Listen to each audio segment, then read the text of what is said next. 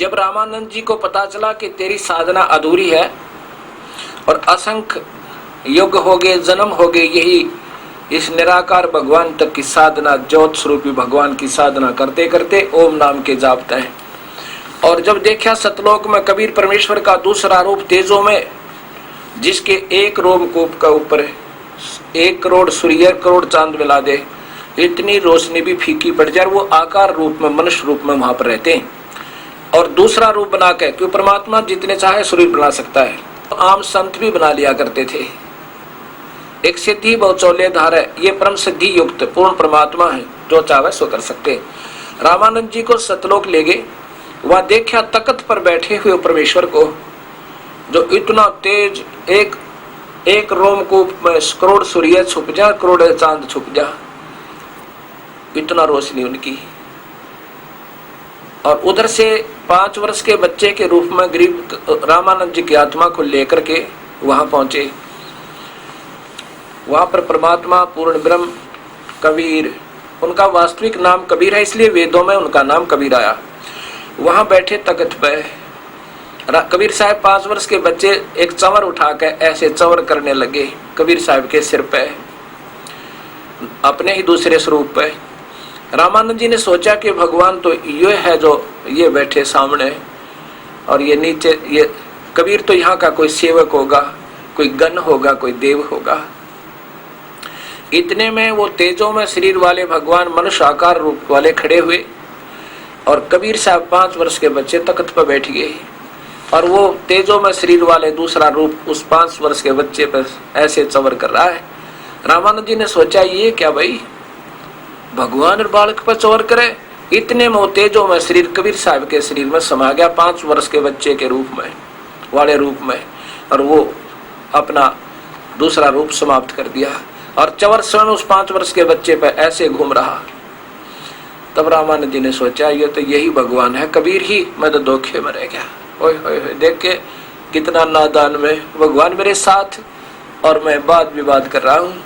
उसी समय कबीर साहब ने उनकी आत्मा को वापस कर दिया, और वहां 5 साल के बच्चे के रूप में ऊपर बैठे रहे। और सामने जब समाधि टूटी रामानंद जी की, सामने वो 5 वर्ष के रूप में फिर बैठे। ओए होए, फिर क्या कहा, कोट विष्णु वहां बसत है उस शक्ति के धाम में। विष्णु जैसी पुण्यात्मा वहां सभी है, इनसे भी ज्यादा अच्छी आत्मा के लोग वहां रहते हैं सतलोक में, जहां आपको दिखा कर लाया हूँ। गरीब दास गुल बोते हैं अल्प बस्ती निकाम, शिव शक्ति जासे हुई ये अंत कोट अवतारे। गरीब दास उस अल्प को लखे सो होए करतार, सोए करतार, वो परमात्मा है। क्या बोले रामानंद जी देखकर, तावा चित चक्रित भया ये देख फजल दरबारे। गरीब दास सजदा किए हम पाए दीदार, दर्शन हुए, दीदार माने दर्शन, हम पाए दीदार, उस परमात्मा का हमें दर्शन हुआ।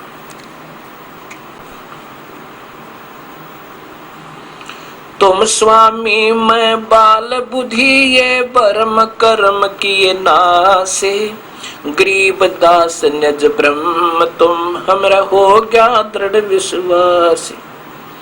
गरीब दास जी वो कबीर परमेश्वर की प्यारी आत्मा, अपने परमात्मा की महिमा जैसे तुलसीदास जी ने श्री राम जी की महिमा रामायण रूप में दोबारा रच दी थी, उनके कई हजार वर्ष, लाखों वर्ष के बाद, जो की तो सत कथा जो महर्षि वाल्मीकि वाली रामायण से मिलती है। ऐसे ही गरीबदास जी ने अपने कबीर परमेश्वर का वो आंखों देखा हाल जो स्वयं भी देख कर आए थे, वो फिर रचना जो की तो की। गरीबदास जी बता रहे हैं कि स्वामी जी, रामानंद जी कह रहे हैं कबीर परमात्मा 5 वर्ष के बालक को कि मैं तो आपका बालक और आप मेरे गुरु। तुम स्वामी मैं बाल बुद्धि ये बर्म कर्म किए नासे। गरीब दास निज ब्रह्म तुम मेरे हो गया दृढ़ विश्वास। होए होए, तुम ही हो निज ब्रह्म, वास्तविक परमात्मा, आप ही हो पूर्ण ब्रह्म परमेश्वर। अब मेरा दृढ़ विश्वास हो गया, मैं आपका बच्चा। 104 साल का महात्मा और 5 साल के बालक को कहते हैं मैं आपका बच्चा और आप मेरे गुरु। तुम स्वामी मैं बाल बुद्धि, ये भ्रमणा भटकना करी नासे।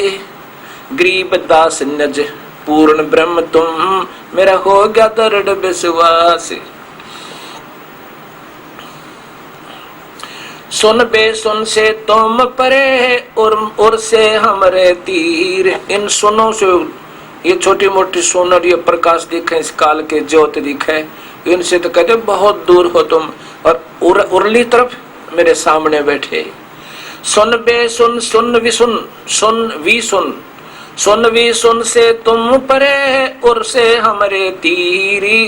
गरीब दास सर्वंग में अवगत पुरुष कबीर। सर्वंग में सर्वव्यापक अंतर्यामी भी और सारे सब कुछ तो ही व्यापक है। अविगत सतपुरुष कबीर, ये पुरुष कबीर, कबीर देव। पुरुष माने भगवान परमेश्वर, कबीर परमेश्वर। कोट कोट सजदा किए कोट कोट प्रणाम। गरीब दास अनहद अधर हम पर से तव धाम।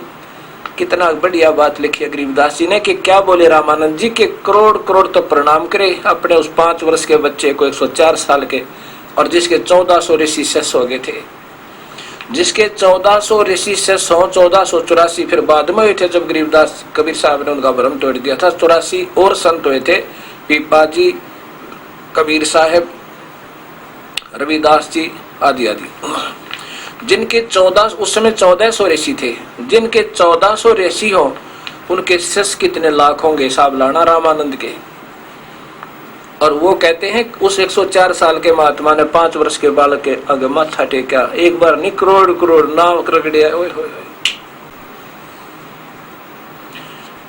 अब जिसकी हमने तलाश है और वो मिल जा और फिर उसी के पाने का रास्ता मिल जा तो फिर भी वो चूक रहा है तो अभिमानी प्राणी है, वो भगवान का पाने का अधिकारी नहीं है। क्या कहते हैं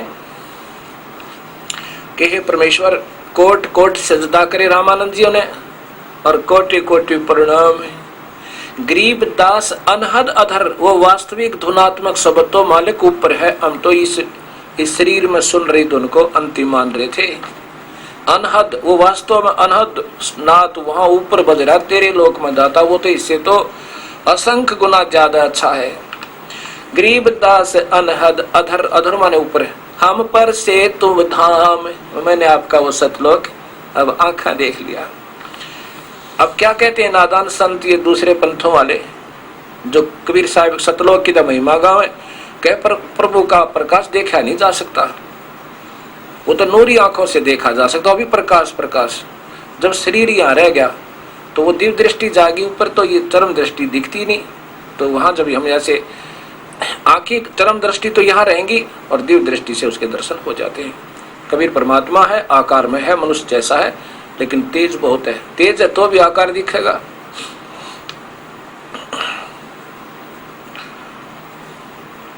बोलत रामानंद जी सुन कबीर करतारे।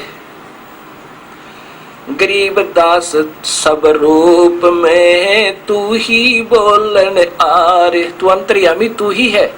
ऐसा गीता में दिखाऊंगा आपको कि वो परमात्मा तो और है जो जीव के साथ अभिन्न रूप से रहता है। जैसे गंध रहती है वायु, वायु रहती है गंध के साथ, ऐसे वो परमेश्वर इस जीव को इधर उधर घुमाता है। यही शक्ति है जो उसके साथ रहती है अंतर्यामी रूप में।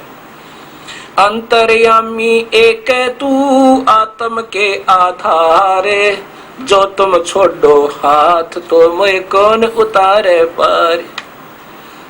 अब क्या कहते हैं रामानंद जी के बोले रामानंद जी सुन कबीर करतार, गरीब दास सब रूप में तू ही बोलनहार।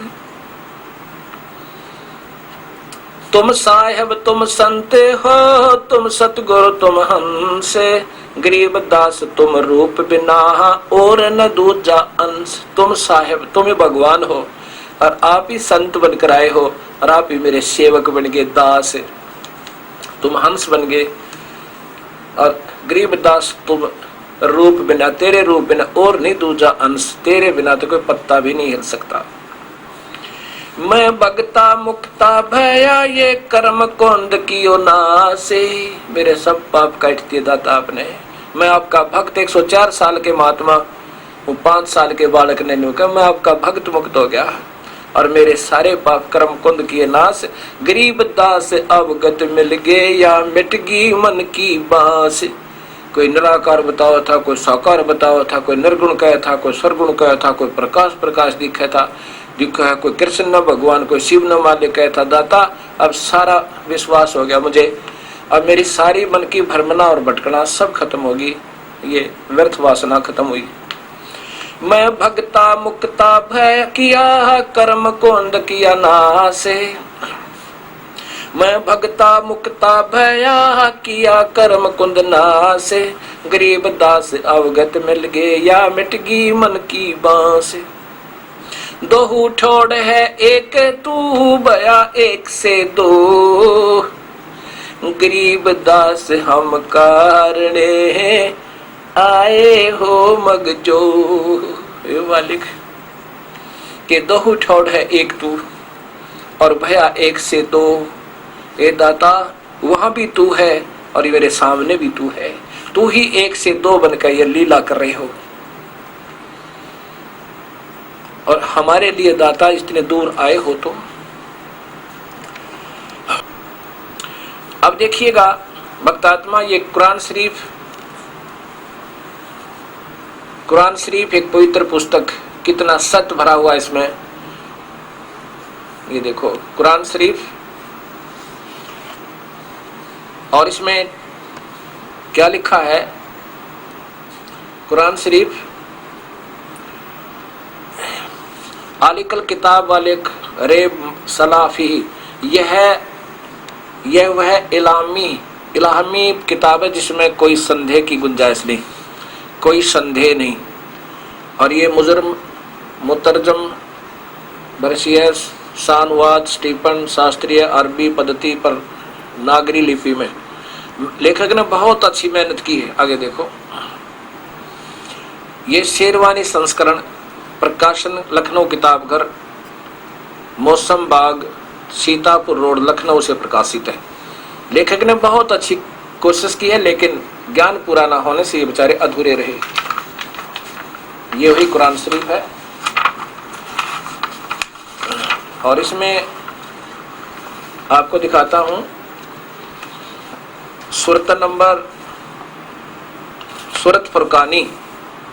सूरत फुरकानी 25, ये है सूरतल फुरकानी 25 और इसके प्रश्न नंबर 604 पे नीचे देखो कबीर शब्द लिखा स्पष्ट, आयत नंबर 52 में।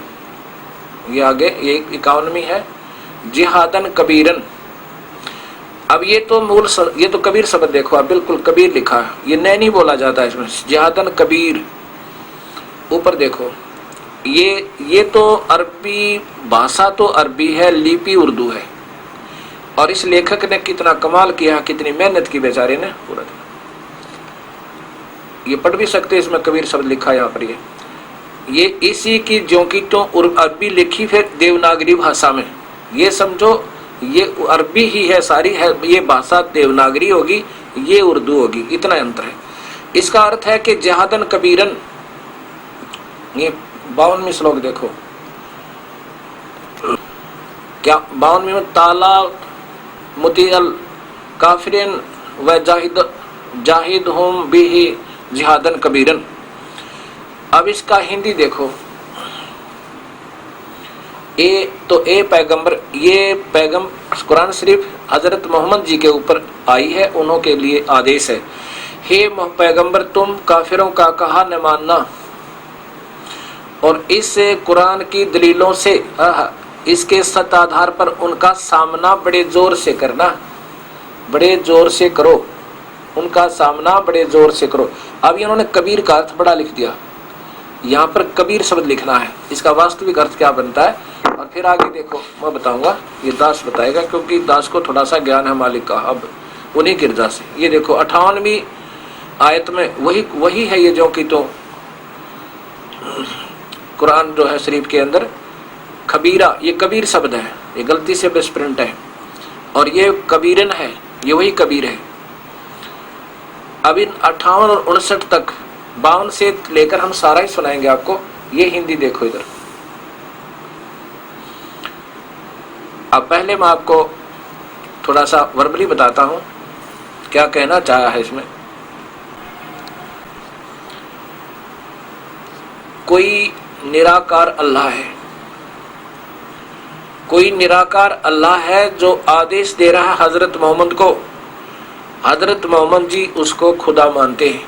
हजरत मोहम्मद जी का खुदा कह रहा है कि जो मैं तुझे आदेश तुझे मिल रहे हैं, और ये कुरान शरीफ के आधार पर इनको जो उस पूर्ण परमात्मा के बारे में जो आयते हैं उनको सत्य मानना दलील को, और वो कबीर परमेश्वर है। और ये काफिर उस कबीर को परमात्मा नहीं मानते, और वो आपको विचलित करेंगे, कहेंगे वो कबीर भगवान हो ही नहीं सकता, तो झूठ बोलता है। तो इसलिए इसके बेस पर, इन सत्य शास्त्र के आधार पर तो उनके साथ संघर्ष करना, जिहादन करना कबीर के लिए, जिहादन कबीरन, उस कबीर के परमात्मा के लिए तो संघर्ष करना, उनका मानना मत, उन काफिरों का कहा मत मानना। इसका अर्थ ये फिर कहा कि ये वही परमात्मा है जिसने सारी सृष्टि रची, सब शरीर बनाया, सबको तुम्हें क्योंकि गीता भी ये बताती है वो परमात्मा अन्य है जो सबके तीनों लोकों में प्रवेश करके सबका धारण पोषण करता है। वही शास्त्र एक ही इशारा करें कबीर परमेश्वर की तरफ। और उस परमात्मा की ही बड़ाई के लिए अर्थात महिमा गाने के लिए मैंने तुझे भेजा है। ये काल बहुत होशियार है, यहाँ भेज देता है इनको कि पूर्ण परमात्मा की महिमा बताओ, लेकिन अपने फरिश्तों को भेज के या उनको स्वयं ही अंदर प्रकट करके उनको उल्टा सुल्टी महिमा भरवा देता है। आप तो दोषी होता नहीं उस प्रभु का, इन अन्य बड़ी बड़ी आत्माओं को दोषी बना देता है गलत मार्गदर्शन करने का। और सत्य ज्ञान सही देता है लेकिन साधना गलत करवाता है। और यही कहा था कि 12 पंथ करूं मैं साजा, नाम तुम्हारा ले करूं आवाजा। और 12 पंथ नाम जो ले ही वो मेरे मुख आंस में ही। नाम तो तेरी महिमा गवाऊंगा कि वो परमात्मा कोई और है, उसका कबीर नाम है, उसकी महिमा गाओ, उसके भजन करो, वही सर्वशक्तिमान है। और पूजा करवाऊंगा सारी गलत। अब क्या बताया इसमें कि वो परमात्मा है, उसको मारने के लिए कोई भी समर्थ नहीं है, और वो कबीर परमेश्वर है। और ये वही भगवान है जिसने 6 दिन में सृष्टि रचना करके 7वें दिन तख्त पर जा विराजा था, जैसे पवित्र बाइबल में आपने देखा। अब फिर दिखाऊंगा। और वो कबीर है। उस कबीर के बारे में, उस परमात्मा के बारे में किसी बाखबर से पूछ देखो। उस कबीर परमेश्वर के बारे में तो किसी बाखबर से पूछ देखो। ऐसे गीता जी के 4थे अध्याय का 5वां श्लोक, गीता जी के 4थे अध्याय का 5वां श्लोक देखिएगा। नहीं, 4थे अध्याय का 34वां श्लोक। उसमें लिखा है कि उस परमात्मा के बारे में, उस परमात्मा, पहले तो ज्ञान के बारे में बताया, फिर कहा कि उस तत्वभेदी संतों को ढूंढ ले अर्जुन जो उस पूर्ण परमात्मा के बारे में सत्य मार्ग जानते हो। ये देखो,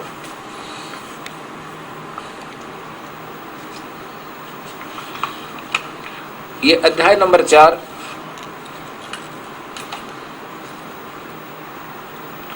अध्याय नंबर 4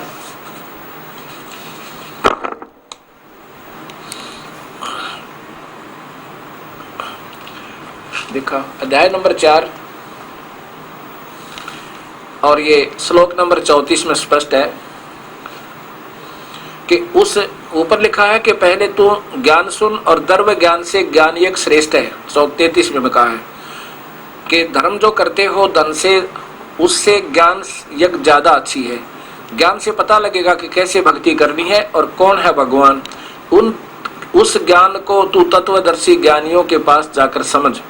भली भांति दंडवत प्रणाम करने से, सेवा करने से और कपट छोड़कर सरलता पूर्वक प्रसन्न करने से परमात्म तत्व के को भली भांति जानने वाले ज्ञानी महात्मा तुझे तत्व ज्ञान का उपदेश करेंगे। अब ये सभी शास्त्र एक इशारा कर रहे हैं कि भगवान तो ज्ञान बोल रहा है, अर्जुन सुन रहा है।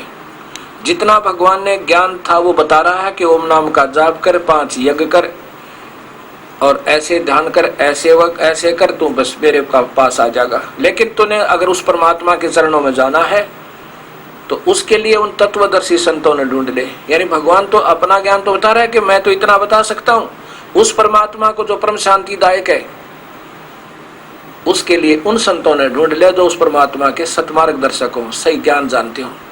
यही ज्ञान ये पवित्र कुरान शरीफ आपको दे रहा है। ये कुरान शरीफ और उस सूरत आगे चलेंगे हम, सूरत नंबर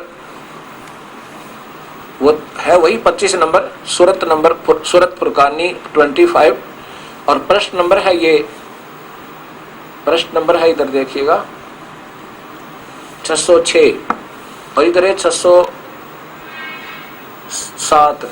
अब वहीं से चल रहे हैं जो कबीरा और खबीरा शब्द आपने देखे, ये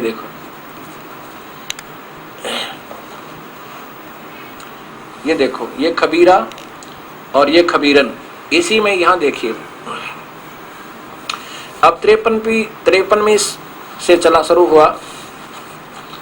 52 तो आपने सुन ली कि कबीर परमात्मा के लिए संघर्ष करना, नहीं मानना उन काफिरों की, और ये वही है, ये 53वीं वही है जिसने 2 दरियाओं को मिला चलाया, एक मीठा प्यास बुझाने वाला एक और एक खारी, और दोनों को एक आड़ देकर मजबूत रोक बना दी। यानी कितना नीचे खारा पानी ऊपर मीठा, उस भगवान ने ऐसे नारी नारी व्यवस्था कर रखी है। वही है जिसने पानी की बूंद से आदमी को पैदा किया, फिर उसको साहिबजादे नसब, बेटा बेटी ससुराल वाले, दामाद बहुआ दीदी बनाया। और तुम्हारा परवरदिगार हर चीज के करने में शक्तिमान है। ये अल्लाह बोल रहा है कि निराकार बोल रहा है, मोहम्मद साहब को आदेश दे रहा है, क्योंकि निराकार सामने तो आता नहीं, इससे बातचीत भी कर लो। जैसे दर्शन सिंह जी, ये कृपाल जी वाले महात्मा राधा स्वामी के करें कि उसको सामने तो आता नहीं, बात कर सकते हैं, ये काल ऐसे बात करता है। तुम्हारा परवरदिगार हर चीज को करने में शक्तिमान है, वो जो चाहे सो कर सकता है। और अल्लाह काफिर अल्लाह के सिवा ऐसों को पूजते हैं जो न उनको नफा पहुंचा सकते हैं और न नुकसान, अर्थात इन देवी देवताओं को 3 गुणों तक नीचे तक पूजा करते हैं, ब्रह्म तक की। और काफिर तो अपने परवरदिगार से पीठ दिए हुए हैं, मुंह मोड़े हुए हैं। और ए पैगंबर, हमने तुमको, वो अल्लाह निराकार करा, हमने तुमको खुशखबरी सुनाने और सिर्फ अजाब से डराने के लिए भेजा है। इन भक्तों को सबको बताना कि पूर्ण परमात्मा की भक्ति करो, नहीं तो नुकसान हो जाएगा।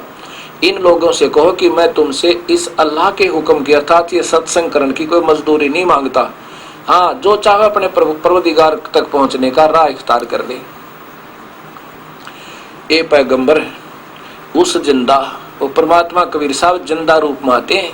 धर्मदास को मिले, गरीबदास जी को मिले, गरीबदास जी कहते हैं जिंदा जोगी जगत गुरु वो मालिक मुर्शिद पीर।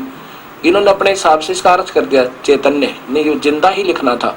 उस जिंदा माने उस जिंदा रूप में आए कबीर, क्योंकि मोहम्मद साहब को मिले थे कबीर साहब आकर इसी रूप में। उस जिंदा पर भरोसा रखो जो कभी मरने वाला नहीं है, वो कबीर।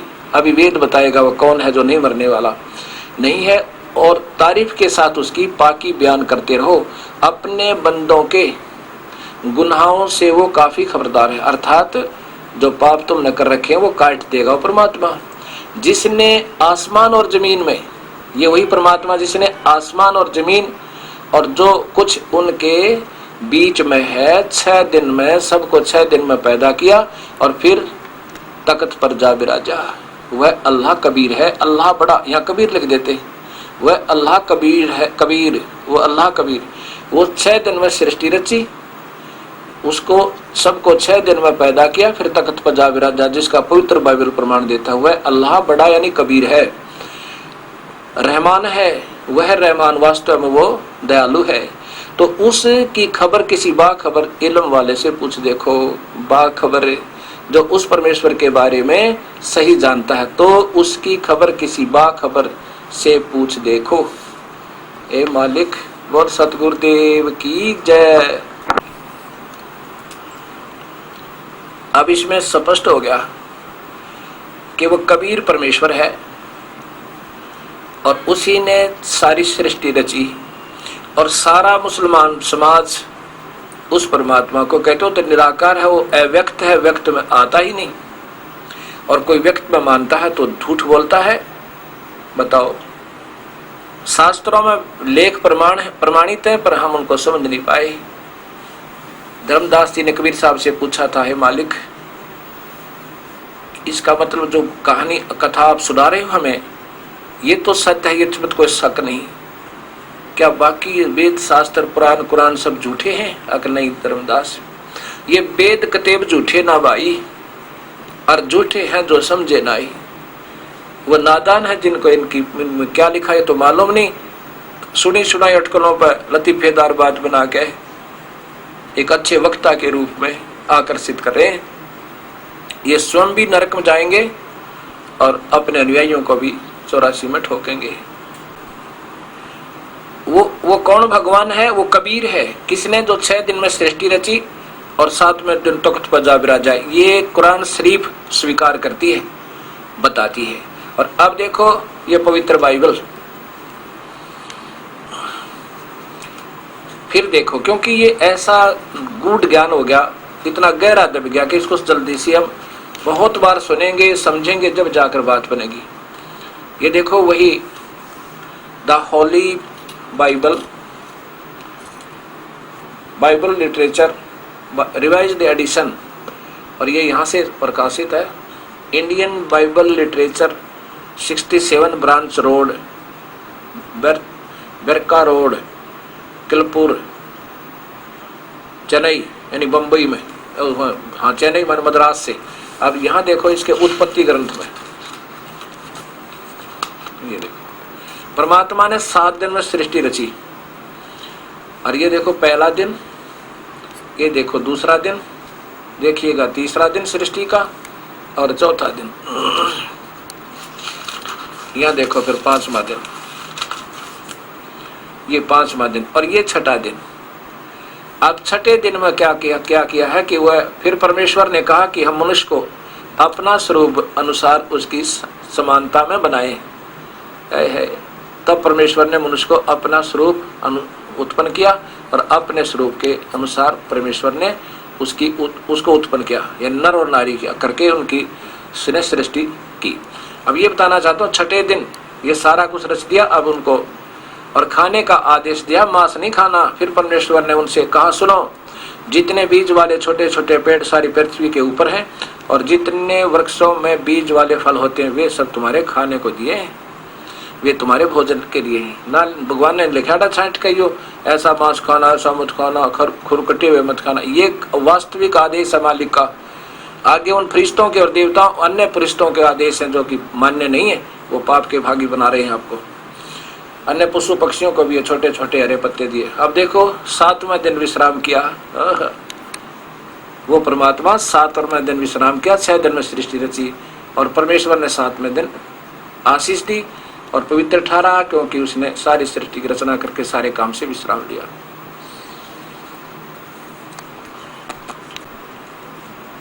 ये सामवेद महर्षि दयानंद संस्थान द्वारा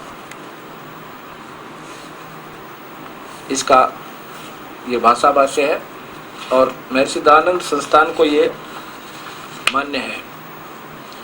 सामवेद संपूर्ण स्वर्गीय पंडित तुलसी राम स्वामी कृत सर्वदेशिक आर्य प्रतिनिधि सभा 3/5 महर्षि दयानंद भवन, आसफ अली रोड, नई दिल्ली, दूरभाष इतना।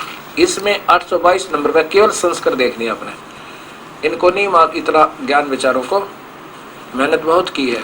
ये 822 नंबर श्लोक है, ये 822 नंबर श्लोक है।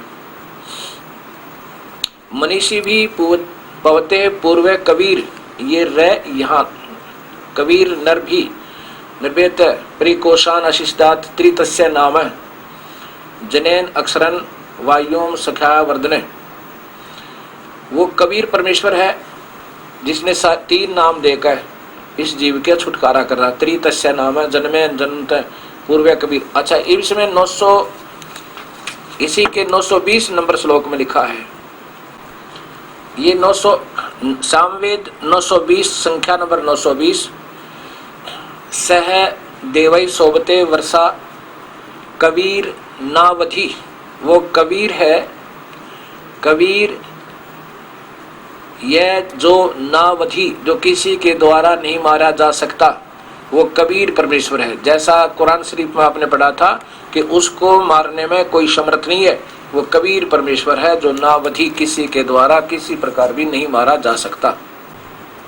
और यही आपने अथर्ववेद कांड नंबर 4 के अनुवाक नंबर 1 में पूर्ण विवरण सुन लिया कि आखिरी में 7वें श्लोक में लिखा है, सभी सृष्टि का रचनहार, सब ब्रह्मांडों का रचने वाला वो कबीर परमेश्वर है, वह स्वयं कबीर है। ये वेद कौन बोल रहे हैं? वो निराकार भगवान काल ने ही लिख कर दिए हैं अपने श्वासों के द्वारा। और फिर बाद में 4 ऋषियों ने सबसे पहले सतयुग के प्रारंभ में लिखे थे, और उसके बाद ये अथुल पुथल होती रहती है। फिर वेद व्यास जी ने ये फिर द्वापर के अंत में फिर लिखे गए, ये वही अपने पास उपलब्ध है और इन्हीं को सत्य मानते हैं।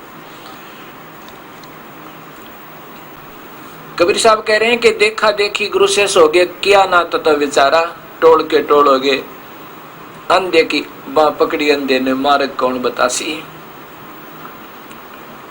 कितना स्पष्ट ज्ञान देते हैं कि सच्चा सतगुरु कोई ना पूजे, पूजे झूठे जगपतियासी। अब जितना भी शास्त्रों के विरुद्ध साधना है सबने स्वीकार है, कोई मन में वापत्ति नहीं। और अब ये सत्य ज्ञान समाज के सामने आ रहा है, ये गुरु लोगों के मिर्चें लड़ेंगी। जो पुण्यात्मा होंगी, रामानंद जी जैसे महापुरुष, वो तो अपना कल्याण करवा लेंगे और पाप के भागी नहीं होंगे।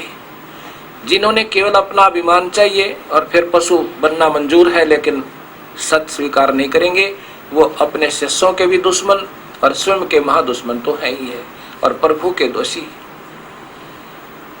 काफिर कूड़ा ज्ञान पसारे, वो काफिर है जो गलत ज्ञान प्रचार करते हैं। अब क्या बताते हैं कि देखा देखी गुरु से सोगे, किया ना तत्व विचारा। गुरु शिष्य दोनों के सिर पे ये नकली गुरुओं का शास्त्र विरुद्ध साधना बताने वाले झूठा विवरण काल तक का दे रहे हैं, और उनके अनुयायी शिष्यों पर कहते काल ठोक का पंजारा। चाहे वह कबीरपंथी है जिनके पास 3 नाम वाला सत्य मंत्र नहीं है, वह केवल गीत गान तर कबीर साहब को भगवान मान लेने से, ऐसे नहीं। अब किसी ने मालूम है कि अमृत है शीशी में, कितना शीश है और उसमें अमृत है, और वो अमृत आपके पास है नहीं, तो ऐसे मान लेने से हम भी मानते हैं कि अमृत है उस शीशी में और वो अमर कर देता है, प्राप्त आपको है नहीं, तो व्यर्थ की व्याख्या है। चाहे किसी भी पंथ से संबंधित है, ये सत्कर मानना। अब यहाँ समस्या आएगी कि क्या आप ही ऐसे हो कि आपको ही मालूम है क्या और सब किसी को मालूम नहीं? ये तो आप सोच लेना। इतना प्रमाण दिया जा रहा है, इसके बाद भी आपकी बुद्धि अगर यही काम करती है तो फिर आपकी मौज है, कोई किसी पर दबाव नहीं। लेकिन मेरे को आदेश दिया उस परमेश्वर ने कि मेरे सत्य ज्ञान का ढोल पीट दे, और ऐसे जो कि बिल्कुल प्रमाणित, अब तो सब बहन भाई शिक्षित है, अशिक्षितों को बहका लिया इन्होंने। अब कई भाई कहते हैं कि इतनी संख्या में लोग वहाँ जाते हैं, उसमें बड़े शिक्षित लोग हैं, कोई IAS अफसर है, कोई IPS है, कोई इंजीनियर है, कोई डॉक्टर है, क्या वो सब पागल है? वो पागल नहीं, वो भूखे हैं भगवान के, वो तड़प रहे हैं अपने परमात्मा की तलाश में। आगे उनको अंधे गुरु टकर गए, उनमें अंदर वो भूस भर दिया जो उनने जितना ज्ञान था, ये वो बेचारे अब वो क्या करें? ऐसा उल्टे ज्ञान से ऐसा भर दिया, क्योंकि वो बुद्धिजीवी थे, इंटेलिजेंट थे, जल्दी पकड़ लिया उनका सारा जो उन्हें देना था उन नकली गुरुओं ने। अब वो आप स्वामी हो गए, अब वो दुनिया को बताने लगे उस अधूरे ज्ञान को, क्योंकि ऐसा सुना सुनाया ही। वो पागल नहीं, वो चाहने वाली आत्मा प्रभु की, और प्रभु तो वही विधिवती मिलेगा जो शास्त्र प्रमाण देते हैं। फिर कहते हैं सार शब्द सरजीवन बीटी बूटी। कबीर साहब कहते हैं सार शब्द सर जीवन बूटी घिस घिस अंग लगावे, कह कबीर तुम सत्कर मानो जन्म मरण मिट जावे। और ये भगवान, ये तीन लोग के भगवान कहते हैं अर्जुन तेरे मेरे तो गणे जन्म हो लिए, यो जन्म मरण तो मिटे नहीं भाई। और शिव जी ने पूछा था माता ते, कहा था हे माँ मैं पिता के दर्शन नहीं ढूंढना नहीं चाहता, जब मेरे दो भाइयों को नहीं मिला ब्रह्मा और विष्णु को, मुझे तो अमर कर दो। जो माता ने कहा बेटा अमर नहीं हो सकता, जन्म मरण तो तेरा बना रहेगा, पर विधि बता दूंगी तेरी उम्र लंबी हो जाएगी। ये देखो वही गीता जी और श्लोक अध्याय नंबर 4 श्लोक नंबर 5 में। ये कोई छुपाने और बहकाने की बात नहीं। अब तो समाज सियाना है और हाथ जोड़ लो नकली संतों का आगे, क्यों गुमराह कर रहे हो? मैं ईमान लिया भगवान कृष्ण ही मान रहे हो तो कृष्ण का मतलब जन्म मरण में हो। बहुनी ते व्यतीतानि जन्मानि तव च अर्जुन तानि अहम वेद सर्वाणि त्वं वेदत परंतु तप यत संस्कृत है इसकी। यहाँ देखो, हे अर्जुन मैं माने मेरे और तेरे बहुत से जन्म हो चुके हैं, अर्थात हम अविनाशी नहीं है। उन सबको तू नहीं जानता, मैं जानता हूं। अब कबीर साहब कहते हैं सार शब्द सरजीवन बूटी, उसने घिस घिस अंग लगा, उसका सिमरण करना होता है। एक सार नाम मिलेगा आपको और फिर उसका सिमरण करना होगा। सार शब्द सरजीवन बूटी घिस घिस अंग लगावा, फिर उससे एक सार शब्द प्रकट होगा जो आपके इन सारे बीमारी निकाट के आपकी आंखें खुली होंगी और प्रभु के दर्शन आप कर रहे होंगे, क्योंकि आंखें तो चरम दृष्टि है, अंदर से दिव्य दृष्टि बन जाएगी। अरस कुरस पर अलह तकत है, खालिक बननी खाली। अरस कुरस पे आखिरी में परमेश्वर का तख्त है और वो पैगंबर पाक पुरुष थे साहिब के अब्दाली, जो 1,80,000 पैगंबर हुए हैं मुसलमान धर्म में, उन्हीं के लिए बताया परमात्मा का ऊपर स्थान है। और गरीबदास जी कहते हैं कि श्वेत गुमट सिर छतर विराजै, और देखत ना उस चेहरे नु, चेहरा मने आकार में हो परमात्मा। श्वेत छतर सिर मुकुट विराजै, श्वेत गुमट सिर छतर विराजै, ऊपर श्वेत गुमज है भगवान कबीर परमात्मा जहाँ सतलोक में रहते हैं, और कबीर साहब विराजमान है और उनके ऊपर एक छतर टना हुआ है। और देखत ना उस श्वेत गुमज है गुमज, और वहां पर एक चेहरा उसका मालिक का है, उसको नहीं देख रहे, वो कबीर परमेश्वर है। सार शब्द सरजीवन बूटी घिस घिस अंग लगावे, और कहे कबीर तुम सत कर मानो भाई जन्म मरण मिट जावे। गरीबदास जी कहते सोहम ऊपर और है सत सुकृत एक नाम, और सब हंसों का बास है नहीं बस्ती नहीं गांव। सोहम ऊपर और है उसको ताकि कर ले सेव, शिव के ऊपर और है वाह की कर ले सेव। अब कबीर साहब बता रहे हैं,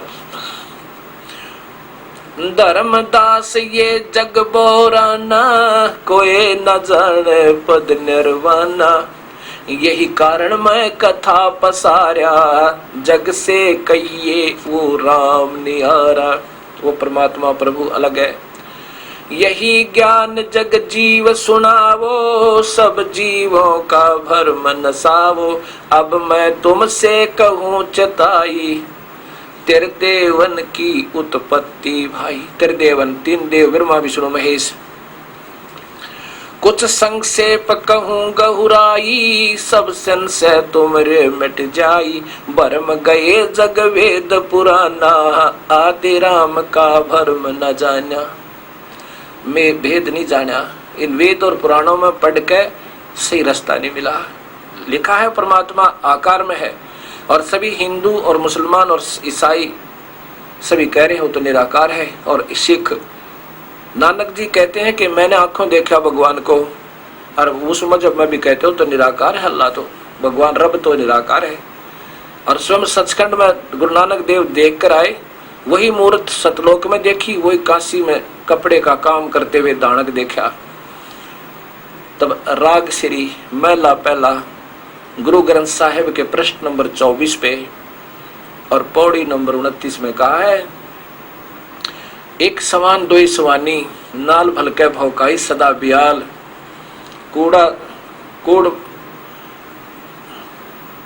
कोड़ छुरा मुठ मुर्दार वो धानक रूप रहा करतार। फिर कहते हैं जो सतलोक में देखा था जब तो जिंदा रूप में थे, जिंदे का रूप बना रखा था, सतलोक में लेके गया मुझे वहाँ परमात्मा और दिखाया जैसे रामानंद जी को देखा। और फिर कबीर साहब जिंदा के रूप में तख्त पर विराजमान हुए थे। जब उस वस्तु को देखकर नानक जी ने कहा था वाहे गुरु सतनाम वाहे गुरु। गरीबदास जी कहते झांकी वे कबीर की नानक की तीवा और वह सिखा का गल पड़ी कौन छुटावे था।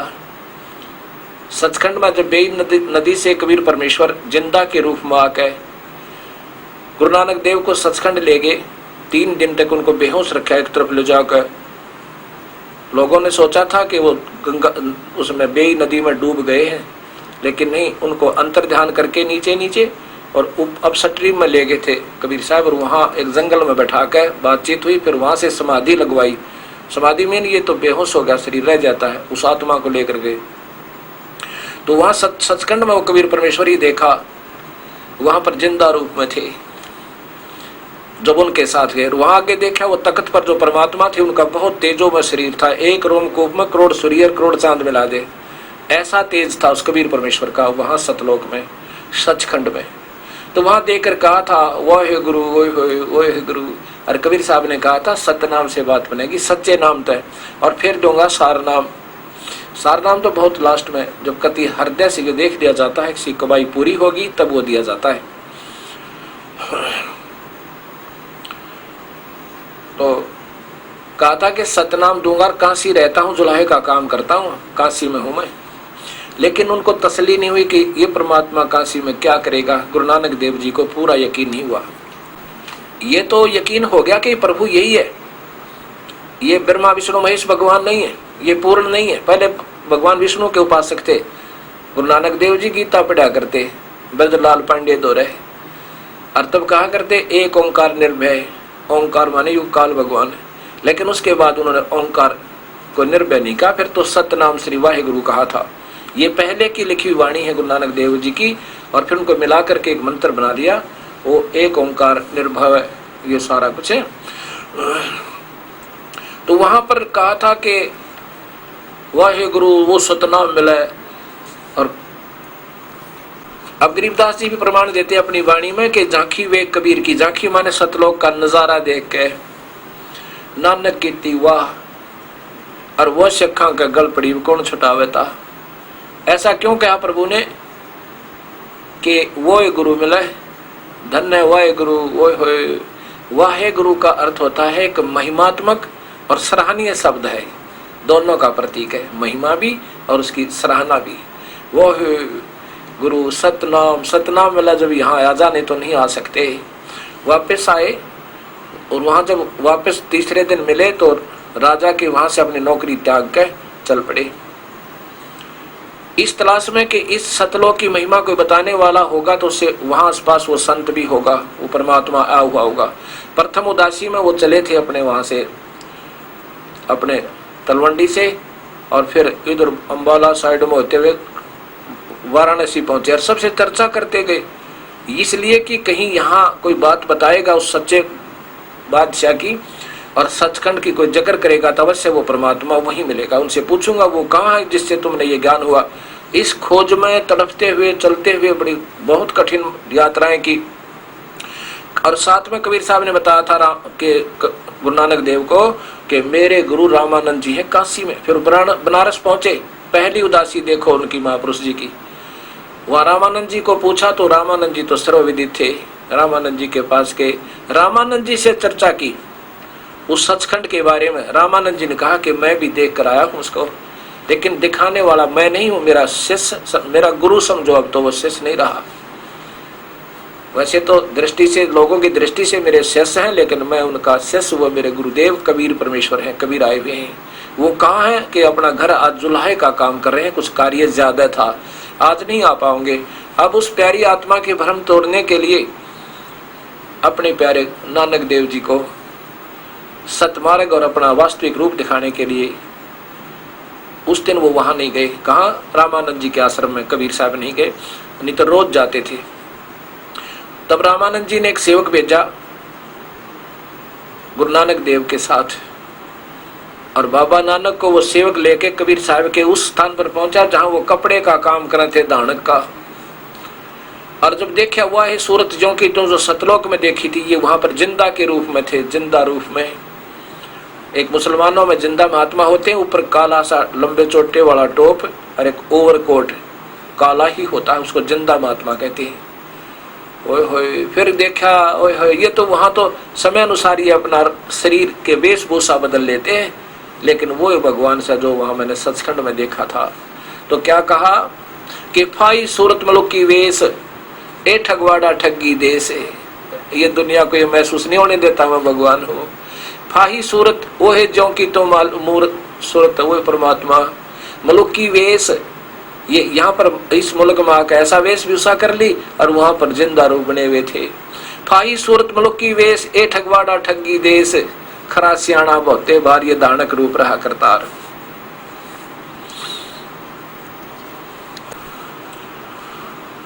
ये आपको जो वाणी सुना रहा हूं मैं, ये गुरु ग्रंथ साहिब जो 39 संतों का एक संग्रह ग्रंथ है, और एकमात्र ये ग्रंथ है जिसमें कोई भेदभाव नहीं था किसी में। तो बाद में अपना अपना मोर्चा बांट लिया सबने।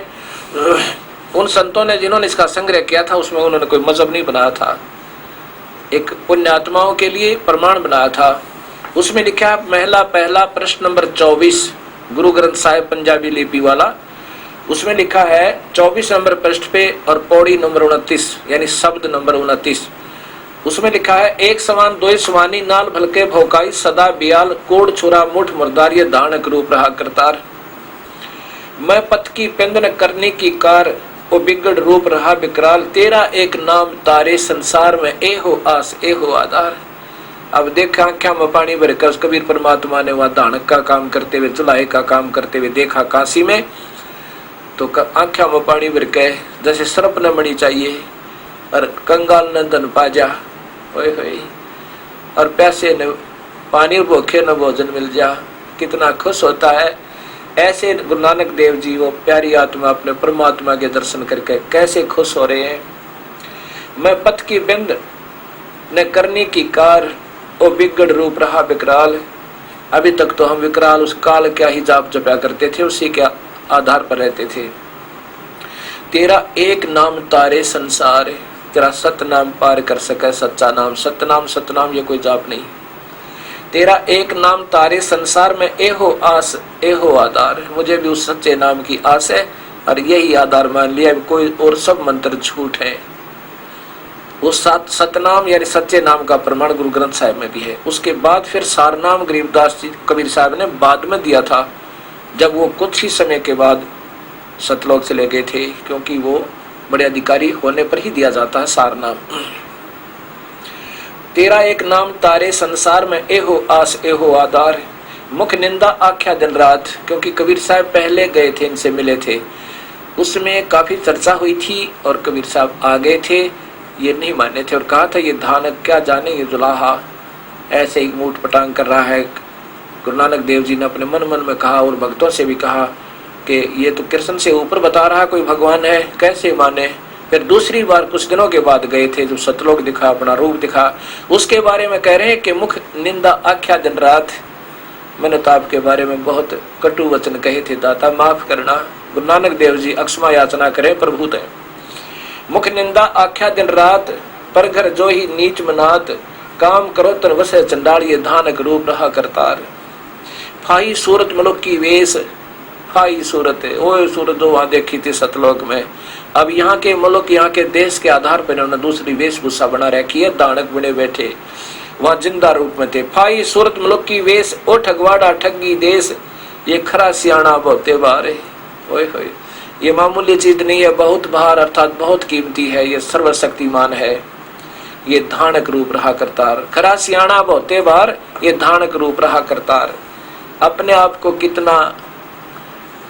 कितना विनम्र यानी आवश्यकता से अधिक विनम्र बता रहे हैं, अपने आप को दिखा रहे हैं।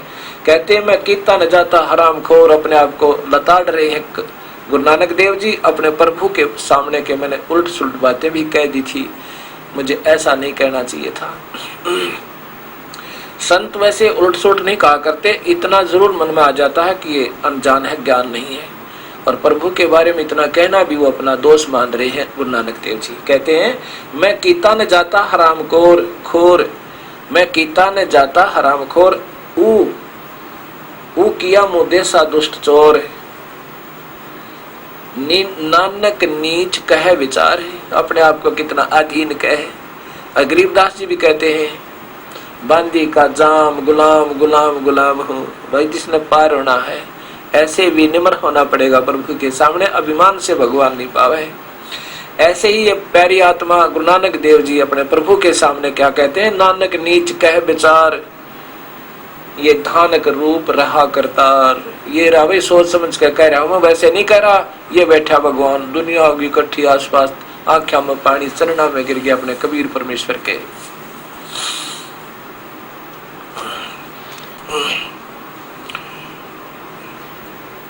अब सभी पढ़ रहे हैं अपने अपने ग्रंथों को, लेकिन कबीर परमात्मा की भी रजा बिना इनमें से ये माल निकल नहीं सकता, सामने नहीं आ सकता। उन्हीं की रजा से आज इस दास के ऊपर कृपा हुई, ये सब शास्त्रों का की मलाई आपके सामने आ गई। भरम गए जग वेद पुराना, आज राम का भेद न जान्या, राम राम सब जगत बिछाने, राम राम सब जगत बखाने, आदि राम कोई बिरला जाने, ज्ञानी सुने सो हृदय लगाई, मूर्ख सुने तो गम ना पाई। समझदार जो व्यक्ति होंगे इस कथाओं को, सत शास्त्रों को सुनकर हृदय से लगाओगे और भाग्य आओगे, काल से अपनी फांसी निकलवाएंगे, इन झूठे गुरुओं से दूर अपना पीछा छुड़वा लेंगे। जो स्वयं नरक जाएंगे इन भोली आत्माओं को लटका के ले जाएंगे। ज्ञानी सुने सो हृदय लगाई, मूर्ख सुने तो गम ना पाई। जो उन संतों के ज्यादा नजदीक रहने से, क्योंकि फिर अपनापन सा बन जाता है, ये भी दूसरा जाल है काल का कि है ये गुरु जी के पास तो बहुत रहते थे, कैसे छोड़ने, शर्म आएगी। शर्म कहाँ होगी जब दोनों गधे बनेंगे, वह सारी शर्म निकल जाएगी है, 84 में धक्के खाने पड़ेंगे। इससे अच्छा गुरु जी भी और स्वयं भी अपना पीछा छुड़वा लो। ये ना सोचो ये दास आपको कोई शिष्य बनाने का शौक रखता है, बिल्कुल नहीं। और यहाँ से जो नाम लेगा बीड़ी शराब मांस तंबाकू कभी प्रयोग नहीं करना। नाम लेना आपकी इच्छा, ना कोई जरूरी नहीं। ज्ञान सुनकर, और जिसने परमात्मा को पाना है और विकार करे वो कभी पार नहीं हो सकता। ना कोई अन्य देवी देवता पूजना, हम जड़ की पूजा करेंगे, सत्कार सभी का होगा, अनादर किसी का नहीं, लेकिन पूजा जड़ से होगी। कबीर परमात्मा की भक्ति करेंगे और फिर वो प्रटेनियों का फल लगेंगे। अक्षर पुरुष एक पेड़ है, निरंजन वा की डार, और तीनों देवा शाखा है ये पात रूप संसार। अक्षर पुरुष जो जमीन से बाहर दिखे वो अक्षर पुरुष यानी पर ब्रह्म, फिर पेड़ का डार होती है वो ज्योति निरंजन, वो ब्रह्म, और उस डार का फिर 3 शाखा, वो ब्रह्मा विष्णु महेश, और जड़ कबीर परमेश्वर पूर्ण ब्रह्म। जड़ में पानी डालेंगे पौधा फलेगा, नहीं तो सूख जाएगा। अगर हम टहनियों को नीचे लगा दे जमीन में और जड़ ऊपर को कर देंगे, काहे की समझदारी। ऐसे ही सब समाज ऐसे किया हुआ है। अब इसको सीधा करेंगे और जड़ की पूजा करेंगे। बीड़ी शराब मांस तंबाकू छूना भी नहीं है, और कबीर परमात्मा की कृपा से लाखों की संख्या में भक्तात्मा इस विकार से दूर हो गए। तुरंत छोड़ देते हैं और प्रभु साथ देता। कबीर साहब ऐसी बात नहीं, मालिक साथ देगा तभी ये काल के लगाए हुए जाल छूटेंगे। और फिर अन्य देवी देवता कुछ नहीं पूजना, जड़ की पूजा करनी है, अनादर किसी का नहीं। तिनका कभू ना नींद ये जो पाया तले न हो, और कभी उड़ाख्या पड़े भाई फिर पीड़ गनेरी हो। निंदा नहीं करनी किसी की, किसी को अनादर नहीं करना, लेकिन पूजा तो विधिवत करने से बात बनेगी। ज्ञानी सुने सो हृदय लगाई, मूर्ख सुने तो गम ना पाई। माँ अष्टंगी पिता निरंजन, ये दम दारुण वंशन अंजन। ब्रह्मा विष्णु महेश की माँ तो अष्टंगी और पिता ये काल ब्रह्म। अब इसका आपको गीता जी में दिखाऊंगा, ये देखिएगा पवित्र गीता जी।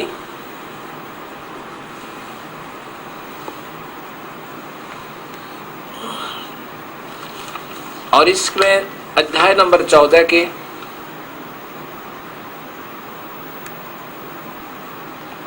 श्लोक नंबर 3, 4 और 5 पे, श्लोक नंबर 3 है कि अर्जुन, हे अर्जुन, मेरी महत ब्रह्म मूल प्रकृति संपूर्ण प्राणियों की, भूतों मन प्राणियों की योनि अर्थात गर्भाधान स्थान है, गर्भाधान स्थान है। मैं काल बोल रहा है ये, मैं उस योनि में चेतन समुदाय गर्भ को स्थापन करता हूँ। उस जड़ चेतन संयोग से सब प्राणियों की उत्पत्ति होती है। अब देखो ये 5 चौथा, ये तीसरा सुना आपने, चौथे की संस्कृत इन्हीं के द्वारा देखना। हे अर्जुन, नाना प्रकार की सब योनियों में जितने मूल मूर्तियां शरीरधारी प्राणी उत्पन्न होते हैं, प्रकृति तो उन सब की गर्भ धारण करने वाली माँ है, और मैं काल ब्रह्म सबका पिता हूँ। और 5वें में देखो कति कमाल कर दिया कि ये श्लोक नंबर 5 है, इसमें है कि हे अर्जुन महाबाहो, हे अर्जुन, सतगुण रजगुण और तमगुण, रज है सत्वम रजम तमम तम है, ये प्रकृति संभवा, ये प्रकृति से उत्पन्न, प्रकृति शब्द आपको दिखाया था शिव महापुराण और देवी भागवत महापुराण में, उत्पन्न तीनों गुण अविनाशी जीव आत्मा को शरीर में बांधते। तीनों गुण कौन? रजगुण ब्रह्मा, सदगुण विष्णु, तमगुण शिव जी। ये जीव को फंसाए रखते हैं, पार नहीं होने देते। अब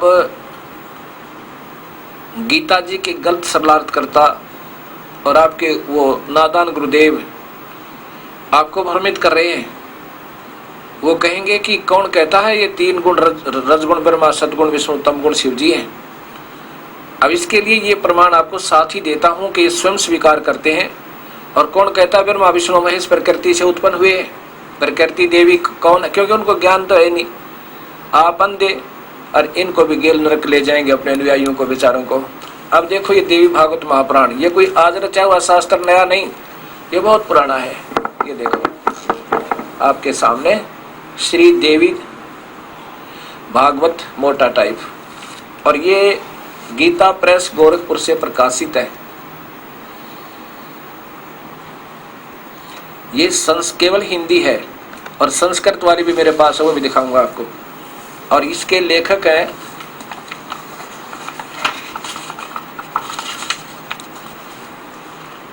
ये देखिएगा, ये तो इनका गीता प्रेस गोरखपुर से प्रकाशित है।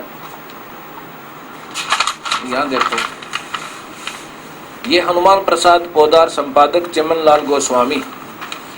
इसी के तीसरे स्कंद में, तीसरा स्कंद, ब्रह्मा जी द्वारा भगवती चरणों में समस्त देवता आदि को देखना। ये देखो अब क्या कह रहा है विष्णु जी, यह संसार तुम्ही से उद्भासित है, हो रहा है। मैं विष्णु, ब्रह्मा और शंकर, हम सभी तुम्हारी कृपा से विद्यमान हैं, तुम्हारे से उत्पन्न हुए हैं। हमारा आविर्भाव और तिरोभाव हुआ करता है।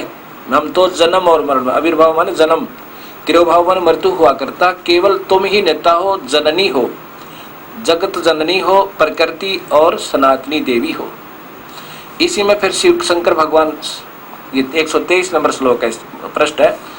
भगवान शंकर बोले, देवी यदि महाभाग विष्णु तुम्ही से प्रकट हुए हैं तो उनके बाद उत्पन्न होने वाले ब्रह्मा भी तुम्हारे बालक हुए। और फिर मैं तमोगुणी लीला करने वाला क्या तुम्हारी संतान नहीं हुआ? हे मालिक, अर्थात मुझे भी उत्पन्न करने वाली तुम ही हो। अब ये अंधे गुरु आपको भी चला सकते हैं, पर ऐसे नहीं विचलित होने देंगे परमात्मा कबीर साहब आपको। अब गीता जी का सलार्थ करते हुए इन महापुरुषों को कोई वास्तविक ज्ञान नहीं था। अब ये सामने आ रहा है सतमार्ग, तो ये अनजान गुरु कहेंगे आपको कि कौन कहता तीनों गुण ब्रह्मा विष्णु महेश हैं, कौन कहता प्रकृति वो दुर्गा है। ये शास्त्र कहते जिनके आधार पर तुम उनके गुणगान झूठे गाया करते थे। अब ये आपके सामने है वही देवी भागवत महापुराण संस्कृत सहित। इसमें स्वीकार करते हैं कि हम तो तमगुण आपने क्यों बना दिए माता। ये देखिए सटीक भाषा, देवी भागवत सटीक, स महात्म खेमराज श्री कृष्ण बम्बई प्रकाशन द्वारा। अब इसके अंदर तीसरे स्कंद में आप देखिएगा, यहाँ देखो विष्णु जी कह रहे हैं सब लोगों के सृजन करने की इच्छा करने वाले हरि ब्रह्मा और शिव, हरि विष्णु ब्रह्मा और शिव, यह सब तुम्हारी चरणों की भक्ति और प्रीति को प्राप्त होकर कर सकते हैं। हे मात, हे प्रकृति, यदि हमारे ऊपर आप सदा दया युक्त हो तो हमको, शिव कह रहा मुझको तो तमोगुण बना दिया, प्रदान किया, और ब्रह्मा रजगुण और हरि सतगुण, हे मालिक आपके सामने है। किस, यहाँ देखो किस प्रकार स्थित किया, नीचे आएगा ये याद है, किस प्रकार युक्त किए हे मात, बताओ। ये आपके सामने है, कोई नई बात नहीं है।